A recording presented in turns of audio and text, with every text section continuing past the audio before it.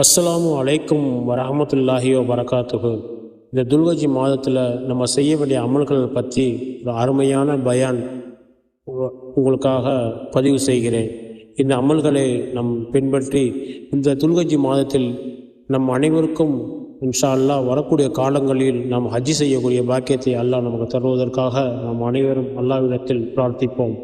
துல்ஹஜ்ஜுடைய நாட்கள் ஆரம்பமாயிருச்சு. ஏற்கனவே சொன்னது போல ஒரு வருடத்துடைய நாட்கள்லயே அமல் செய்வதற்கு அல்லாஹுக்கு மிக மிக பிடித்தமான நாட்கள் சொன்னா துல்ஹஜ்ஜுடைய ஆரம்ப நாட்கள் தான் அமல் செய்வதற்கு அல்லாஹுக்கு மிக மிக பிடித்தமான நாட்கள். இந்த நாட்கள்ல அமல் செய்யக்கூடிய வாய்ப்புகளை தயவு செஞ்சு தவற விட்டுறாதீங்க.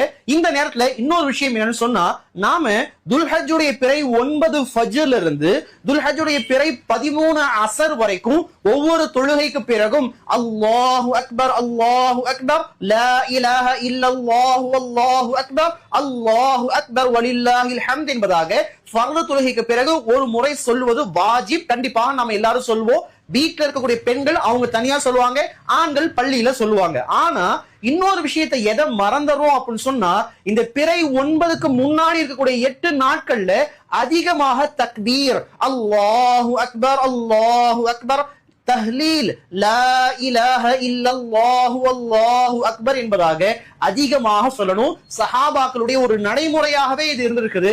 இந்த அமலை விட்டு நம்ம தூரமாக கூடாது.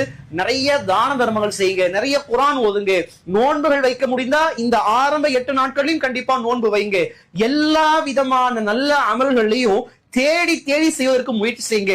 வீணாக நேரத்தை கழிப்பதை விட்டும் அல்லாஹ் என்னையும் உங்களையும் பாதுகாப்பானாக.